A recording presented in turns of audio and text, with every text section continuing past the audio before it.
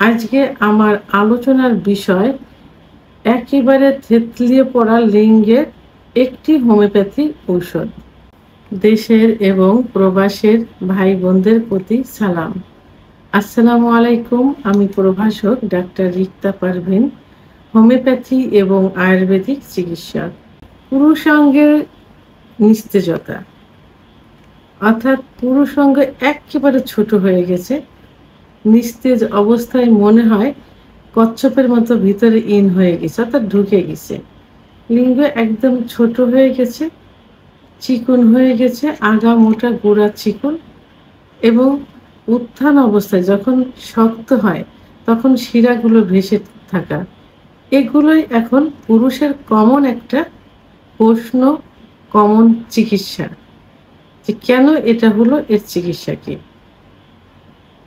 তো সাধারণত অধিকাংশ পুরুষের এই চিকিৎসা দিতে গিয়ে তাদের চিকিৎসার যে রিপোর্ট, যে প্রশ্ন আমি করেছি, সে প্রশ্নের রিপোর্ট অনুযায়ী অ্যান্সারগুলো এমনই আসছে যে ঘুমন্ত অবস্থায় তাদের লিঙ্গ দাঁড়িয়ে থাকে, কিন্তু ঘুম থেকে জেগে উঠলে দেখা যায় যে আস্তে আস্তে নিস্তেজ হয়ে গেছে।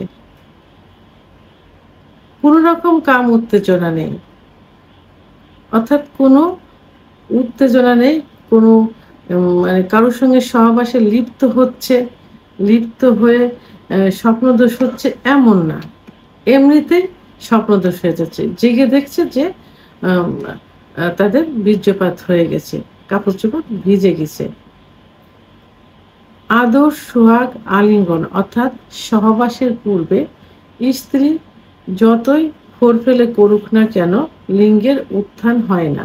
আর যদিও উত্থান হয় তো দেখা যায় যে স্ত্রী কাছে একটু ফোরফেলে করছে অথবা সঙ্গমে যাবে, ঠিক সেই মুহূর্তে নিস্তেজ হয়ে গেছে।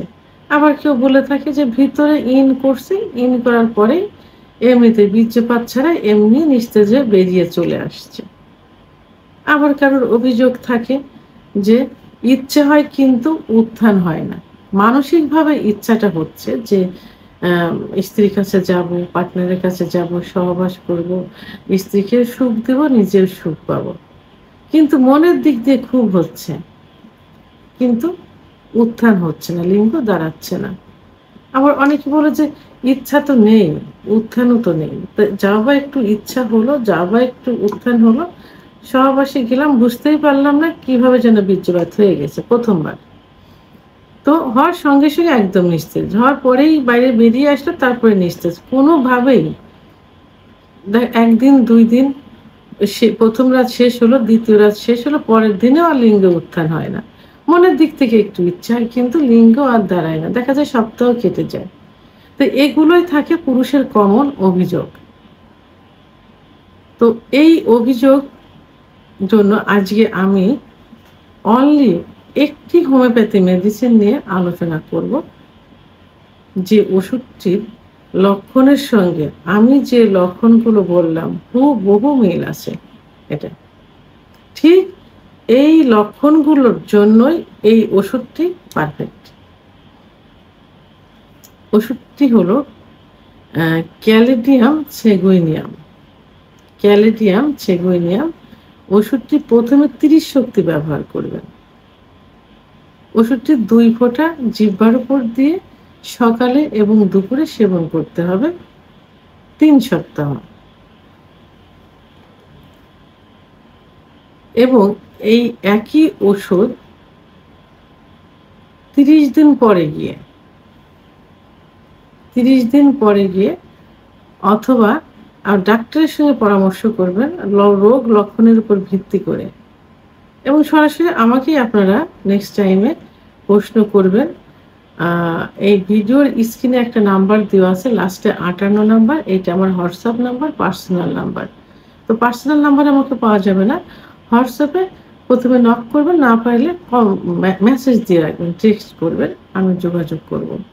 তো 30 শক্তি প্রথমে ব্যবহার, অর্থাৎ 30 শক্তি প্রথমে ব্যবহার করবেন 3 সপ্তাহ, 3 সপ্তাহ পরে গিয়ে আমার সঙ্গে আবার যোগাযোগ করবেন। এরপরে এই ক্যালেডিয়াম সেগুইনিয়াম 3x শক্তি একই সঙ্গে যখনই ত্রিশক্তি ব্যবহার করেন পাশাপাশি 3x ওষুধটি ব্যবহার করবেন। 10 ফোঁটা ঠান্ডা পানি সহ দিনে 3 বার, খাবার আধা ঘন্টা আগে অথবা আধা ঘন্টা পরে 1 থেকে 3 মাস পর্যন্ত সেবন করতে হবে। অর্থাৎ যেটা শক্তিকৃত 30 শক্তিটা চেঞ্জ করতে হবে পরবর্তীতে রেজাল্টের উপর ভিত্তি করে।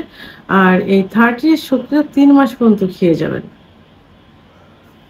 তো অবশ্যই ওষুধটি কিন্তু জার্মানি হতে হবে, সিলগালা অবস্থায় নিতে হবে, বিশ্বস্ত জায়গা থেকে নিতে হবে।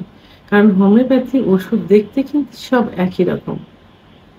আর সবসময় আমি একটি কথা বলে আসছি, আপনারা যে ডাক্তারের চিকিৎসা নেবেন সেই ডাক্তারের কাছ থেকে ওষুধ নেওয়ার চেষ্টা করবেন। কারণ ডাক্তার নিজের ক্যারিয়ার বজায় রাখার জন্য হলেও সর্বোচ্চ ভালো চিকিৎসা দেওয়ার চেষ্টা করবেন।